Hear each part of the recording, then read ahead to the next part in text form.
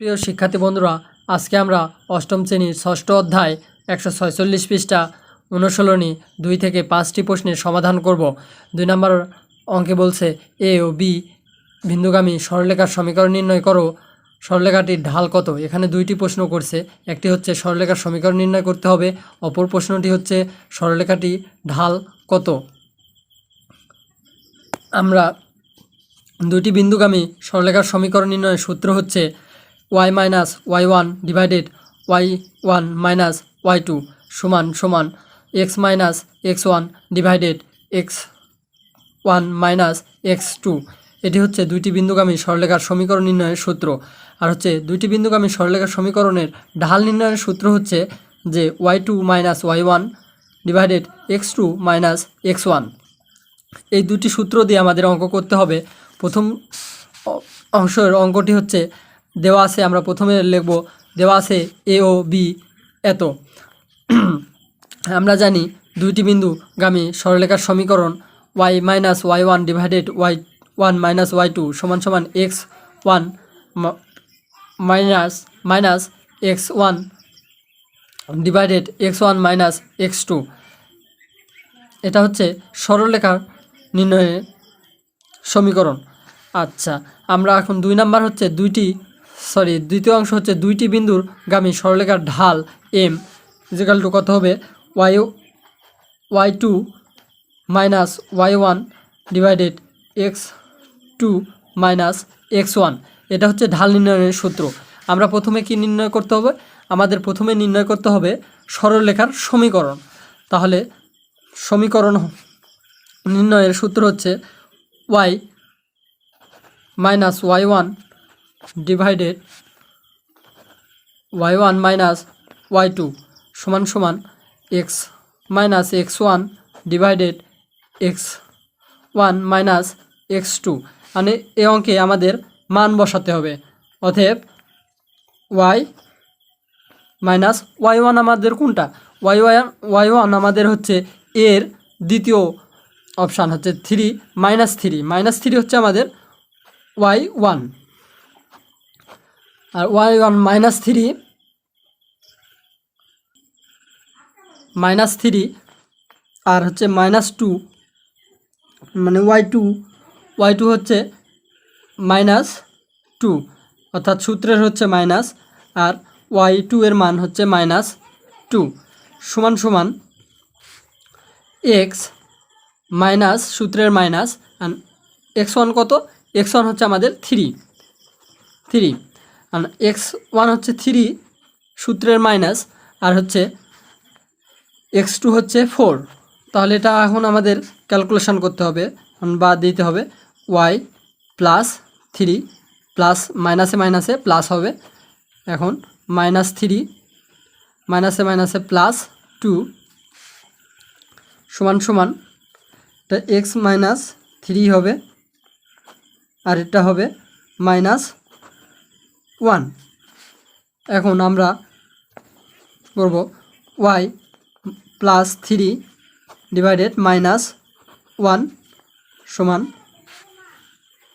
x minus 3 divided -1, বা এটা হচ্ছে আমরা আর গুণ করব y মাইনাস y মাইনাস 3 সমান সমান -x প্লাস 3, বা এটা আমাদের যে কোনো এক পাশে নিয়ে আসতে হবে। আমরা সকল কিছু ডান পাশ থেকে বাম পাশে নিয়ে আসব। -y -3 প্লাস এই -x এপারে বাম পাশে আসলে +x হবে, +x মাইনাস -3 ডান পাশে বাম পাশে আসলে হবে -3 সমান সমান 0, বা পরের লাইন হচ্ছে আমরা সাজা লিখব এখন x মাইনাস y মাইনাস এটা এখন প্লাসের হিসাব করে করতে হবে যে -6 3 3 6 ইজিক্যাল টু 0। এটা হচ্ছে আমাদের সমীকরণ, এটা হচ্ছে আমাদের সমীকরণ উত্তর। এটা একটা উত্তর, এটি হচ্ছে আমাদের একটি উত্তর। দ্বিতীয় অংশ বলছে যে ঢাল নির্ণয় করতে হবে, দুইটি বিন্দুগামী সরলরেখার ঢাল নির্ণয় করতে হবে। তাহলে আমাদের দ্বিতীয় অংশ হচ্ছে ঢাল নির্ণয়। ঢাল m is equal to y2 minus y1 divided x2 minus x1। তাহলে এখন আমাদের এখানে মান বসাতে হবে। আমাদের y2 কত ছিল? আমাদের y2 ছিল -2। তাহলে y2 ছিল -2, সূত্রের মাইনাস y1 ছিল -3 ডিভাইডেড x2 ছিল কত 4 মাইনাস সূত্রের মাইনাস, আর y1টা ছিল x1টা ছিল আমাদের 3। এই তো এটা আমাদের হয়ে গেল। এখন আমরা এটা ক্যালকুলেশন করব। ক্যালকুলেশন করলে হচ্ছে -2 মাইনাসে মাইনাসে প্লাস, এই মাইনাসে আর এই মাইনাসে হচ্ছে +3 ডিভাইডেড 4 -3। তাহলে আমাদের পরের অংশ হচ্ছে -2 -1 -2 আর +3 বিয়োগ করলে হচ্ছে 1, আর 4 থেকে -3 বিয়োগ করলে হচ্ছে 1। তাহলে আমাদের অঙ্কের উত্তর হচ্ছে 1। এটা হচ্ছে একটা উত্তর, মানে আমাদের ঢাল হচ্ছে 1, আর সমীকরণ হচ্ছে আমাদের এটা x - y - 6 = 0। এটা হচ্ছে সমীকরণ, আর ঢাল হচ্ছে 1। পরবর্তী অঙ্কে বলছে 3 নাম্বার, দেখাও যে এ, বি এবং সি বিন্দু তিনটি সমরেখ। তাহলে বিন্দু তিনটি সমরেখ হলে আমাদের সূত্র আছে, বিন্দু তিনটি সমরেখ যদি হয় তাহলে এ বি এবং বিসি বিন্দু রেখার ঢাল পরস্পর সমান হবে। তাহলে আমাদের অঙ্কে চলে যাই আমরা। দেওয়া আছে এ বি এবং সি এত। যদি এ এবং এ বি সি সমরেখ হয় তাহলে এ বি এবং বিসি রেখার ঢাল সমান ও পরস্পর সমান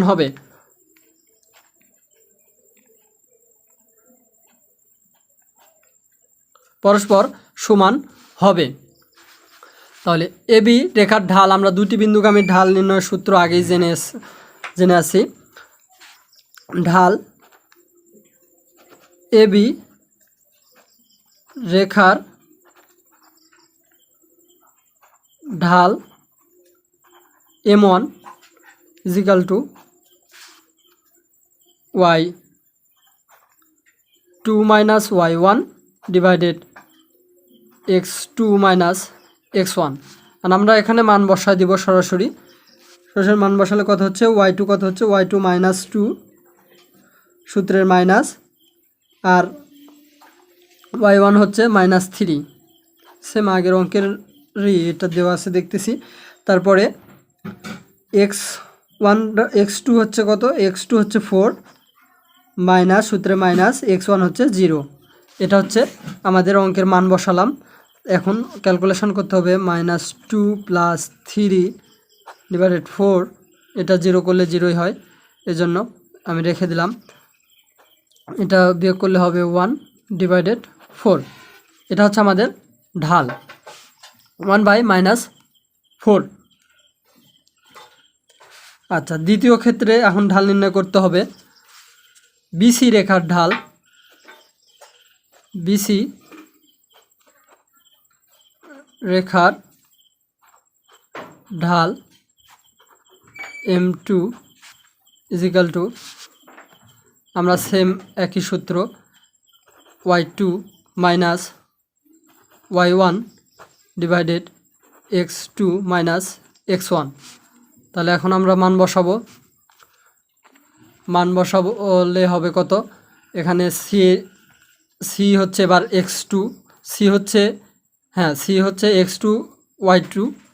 তাহলে সি এর মান হচ্ছে 1, y2 এর মান হচ্ছে 1,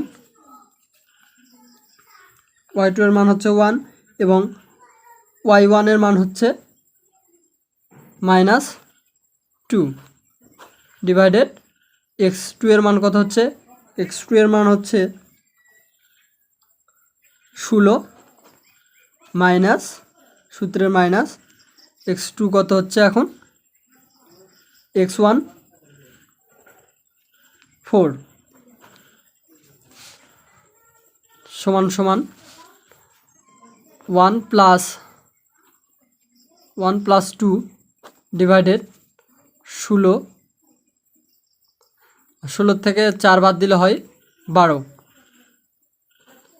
আমি লিখে দিলাম 12 সমান সমান 3/12 সমান সমান 1/4, মানে এটা ক্যালকুলেশন করলে হয় 1/4। তাহলে দুটি রেখার ঢাল আমাদের কিন্তু পরস্পর সমান হলো, মানে m1 আমাদের m1 এর মান বার আছে 1/4 এবং m2 এর মান বার আছে 1/4। তাহলে বিন্দু তিনটি সমরেখ, সুতরাং এ বি সি বিন্দু তিনটি সমরেখ। সুতরাং এ কমা বি এবং সি বিন্দুগুলি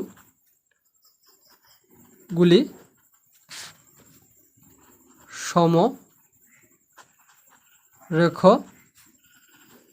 হবে।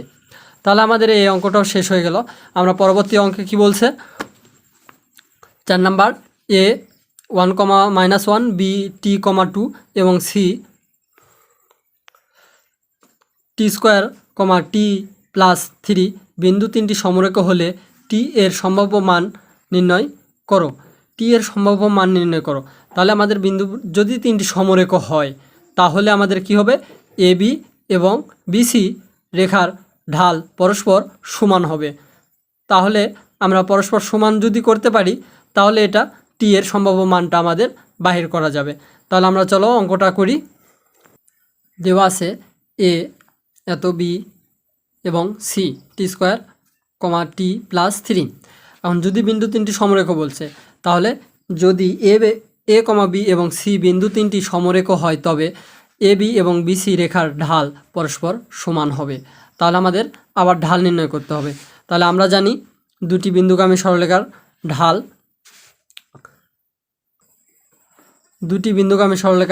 ঢাল, m1 = y2 - y1 divided x2 - x1।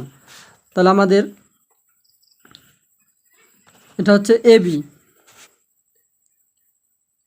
এটা এ বি ঢাল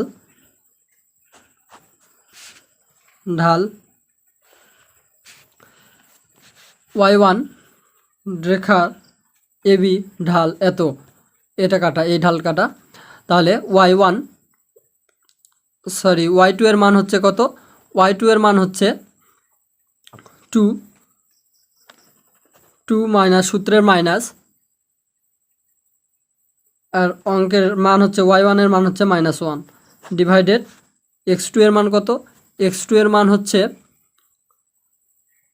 t আর x1 এর মান হচ্ছে 1 -1 সমান সমান কত আসবে, 2 + 1 ডিভাইডেড t-1 সমান 3/t-1। আবার দ্বিতীয় ক্ষেত্রে অর্থাৎ বিসি রেখার ঢাল এপার সাইডে করতেছি আমি, বিসি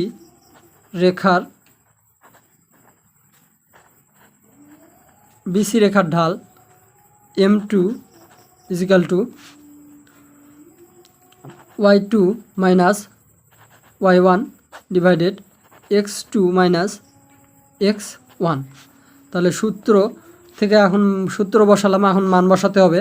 মানটা কত আমাদের, টি মানে এবার হচ্ছে y2 হচ্ছে সি হচ্ছে t1 t+3 সূত্রের এবার আসবে মাইনাস y1 হচ্ছে 2 ডিভাইডেড x2 কত, x2 আমাদের t², x2 হচ্ছে t² মাইনাস সূত্রের হচ্ছে মাইনাস, আর x1 হচ্ছে টি, শুধু টি, মানে x1 y1 হচ্ছে বি আর y1 y2 হচ্ছে সি।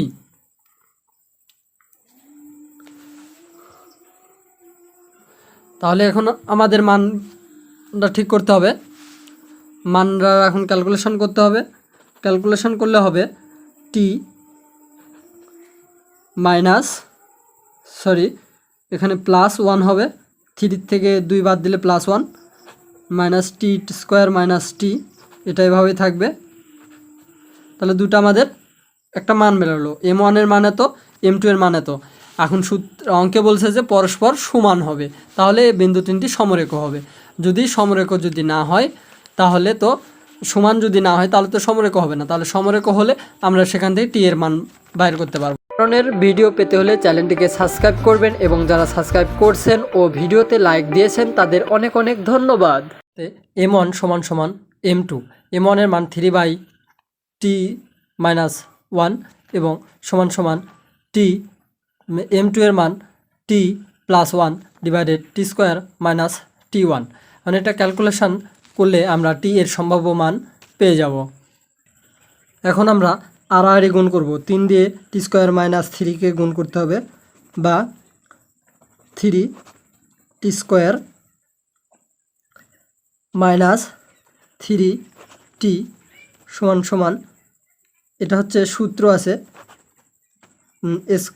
a² প্লাস b² এর সূত্র, a² মাইনাস b² এর সূত্র, সে অনুযায়ী এটা হবে। বা আমরা সব কিছু এক সাইডে নিয়ে আসবো, এক সাইডে নিয়ে আসলে আমি একবারে করতেছি 2t², এটা এবারে আসলে বিয়োগ হবে, বিয়োগ করার পরে এটা 2t² হবে মাইনাস 3t হবে, প্লাস এ লাইন t², 2t², 3tকে ভাঙালে হবে 2t মাইনাস t প্লাস 1 = 0। বা এটা এখন কমন নিতে হবে, 2t কমন নিলে হবে t মাইনাস 1 মাইনাস 1 কমন নিলে হবে t minus 1 minus 1 minus 1 plus 1 সমান 0। অতএব 2t এটা ভাঙালে হবে, এটা কমন এক জায়গায় হবে t মাইনাস 1, এটা হবে এটা, আর হচ্ছে এই 2t মাইনাস 1 এটা হবে এপার পাশে সমান 0। তাহলে এটা এখন ভেঙে লেখা যাবে 2t মাইনাস 1 সমান 0, অথবা t মাইনাস 1 = 0। এখন আমরা এটা অঙ্ক করব হচ্ছে t এর মান, বা t সমান 1/2, অথবা t সমান 1। তাহলে t এর সম্ভাব্য মান কোনটা বেরোলো? t এর সম্ভাব্য মান 1/2 অথবা t = 1। t এর সম্ভাব্য মান, সুতরাং t এর সম্ভাব্য মান ½ 1, মানে এই দুটোর মধ্যে একটা হবে টি এর সম্ভাব্য মান, এটা হবে উত্তর। আচ্ছা, পরবর্তী অঙ্ক বলছে 5 নাম্বার, যে a 2,2, b 10,1, c 11,9 এবং d 3,10 এই বিন্দুগুলো লেখচিত্রে বসাও এবং ab bc cd ad রেখাংশ আঁকো। এই রেখাগুলো দ্বারা কী ধরনের ক্ষেত্র তৈরি হয়েছে তোমার উত্তরের সাপেক্ষে যুক্তি দাও। তাহলে আমাদের প্রথমে এটা গ্রাফ পেপারে স্থাপন করতে হবে। তাহলে গ্রাফ পেপারে স্থাপন করলে আমাদের এখানে গ্রাফ পেপারে লিখতে হবে যে x ও x ড্যাশকে x অক্ষ এবং y ড্যাশকে y অক্ষ এবং 0 মানে 0 0 0 ও 0 0 মূলবিন্দু ধরে গ্রাফ পেপারে স্থাপন করতে হবে আমাদের a b c d বিন্দুগুলো। তাহলে আমরা অঙ্ক করা যাক। এখন দেওয়া আছে 5 নাম্বার, a b c এবং d প্রদত্ত রাশি বিন্দুগুলো গ্রাফ পেপারে x ও x ড্যাশকে x অক্ষ এবং y ও y ড্যাশকে y অক্ষ এবং 0 0 মূলবিন্দু ধরি। গ্রাফ পেপারে প্রতি ক্ষুদ্র এক ঘরকে প্রতি একক ধরে প্রদত্ত বিন্দুগুলো স্থাপন করি ও তারপর এ কমা B comma c comma D যোগ করি, তাহলে এ বি সি ডি একটি নির্দিষ্ট চতুর্ভুজ অঙ্কিত হলো। এখানে নির্দিষ্ট হলো কারণ এখানে তো আমরা এখনও বুঝতে পারিনি যে এটা কী তৈরি হলো। আমাদের এখন এ বি সি ডি বাহুর দৈর্ঘ্য নির্ণয় করতে হবে এবং কর্ণের দৈর্ঘ্য নির্ণয় করতে হবে, তাহলে এটা বুঝতে পারবো যে এটা রম্বস হবে, বর্গ হবে না আয়তক্ষেত্র হবে, তাহলে আমরা বুঝতে পারবো। আর এখন এটা হচ্ছে গ্রাফ পেপারে আমি স্থাপন করিনি, যদি কারো প্রয়োজন পড়ে তাহলে অবশ্যই কমেন্ট বক্সে কমেন্টে লিখে দেবে, আমি তাদের জন্য স্পেশালভাবে গ্রাফ পেপার তৈরি করে তাদেরকে কাছে পৌঁছানোর চেষ্টা করব। এখন আমরা এবি বাহুর দৈর্ঘ্য নির্ণয় করব। তাহলে এবি বাহুর দৈর্ঘ্য রেখার দৈর্ঘ্য x2 দৈর্ঘ্য নির্ণয়ের সূত্র হচ্ছে x2 মাইনাস x1 এর square plus y2 minus y1 এর উপর স্কোয়ার সমান সমান আমাদের এখন মান নির্ণয় করতে হবে। রুট ওভার x2 এর মান হচ্ছে 10 এবং মাইনাস x1 এর মান হচ্ছে 2, ব্র্যাকেট দিয়ে করলে হচ্ছে 8, 1 মাইনাস 2, এটার ব্র্যাকেটের ভিতরে কাজ করলে হচ্ছে -1, আর এটা -1 যতই লিখি না কেন এখানে -1 গুণন -1 সমান সমান করলে কত হচ্ছে, মাইনাসে মাইনাসে প্লাস হচ্ছে, 1 গুণ করলে 1 হচ্ছে, এটা হচ্ছে সেই 1।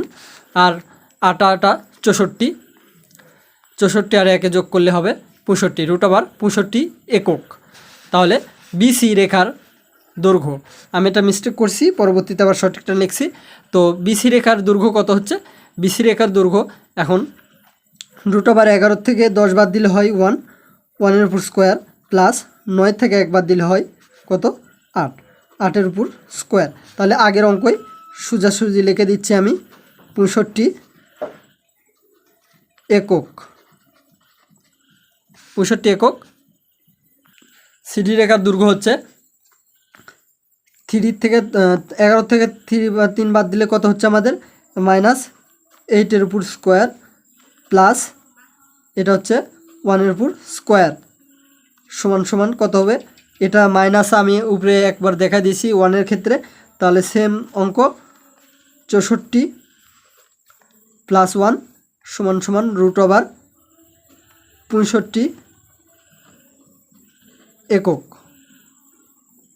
এডি রেখার দৈর্ঘ্য এখন 3 থেকে 2 বাদ 1 এর উপর স্কোয়ার প্লাস 8 এর উপর স্কোয়ার সমান সমান রুট ওভার একবার করতেছি 65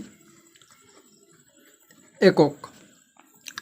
এখন আমাদের দৈর্ঘ্য নির্ণয় হলো সকল কিছুর একই, মানে 4টি বাহুর দৈর্ঘ্য কিন্তু একই, তাহলে এটা আমাদের আনুমানিকভাবে আমি এখন ধরে নিতে পারবো আমরা যেটা বর্গক্ষেত্র হবে, কিন্তু বর্গক্ষেত্র হলে দুটি কর্ণের দৈর্ঘ্য আবার সমান হতে হবে, দুটি কর্ণের দৈর্ঘ্য সমান হলে তাহলে আমরা বুঝতে পারবো যে এটি একটি বর্গক্ষেত্র, কারণ আমাদের 4 বাহুর দৈর্ঘ্য সমান হয়েছে। তাহলে এখন আমরা দুটি কর্ণের দৈর্ঘ্য নির্ণয় করব। দুটি কর্ণের দৈর্ঘ্য নির্ণয় করলে হলে এসি কর্ণের দৈর্ঘ্য হচ্ছে 11 থেকে 2 বাদ দিলে হবে 9 এর উপর স্কোয়ার প্লাস 9 থেকে 2 বাদ দিলে হবে 7 এর উপর স্কোয়ার সমান সমান রুট ওভার লং লং 81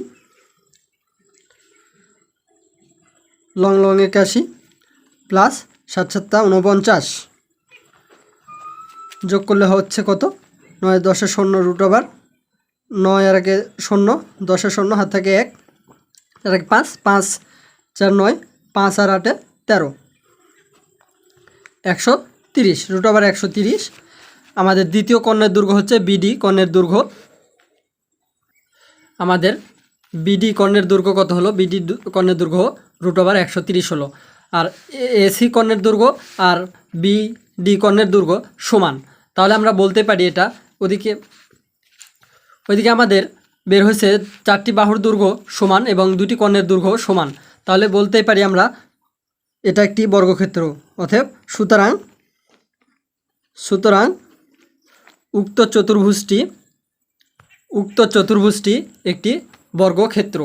তাহলে আমাদের 5 নম্বরের উত্তর জানা গেল যে উক্ত চতুর্ভুজটি একটি বর্গক্ষেত্র। সো প্রিয় শিক্ষার্থী বন্ধুরা, আজকে আমরা এখানে শেষ করব। সকলের সুস্থতা কামনা করে আমি এখানে শেষ করতেছি। খুদা হাফেজ।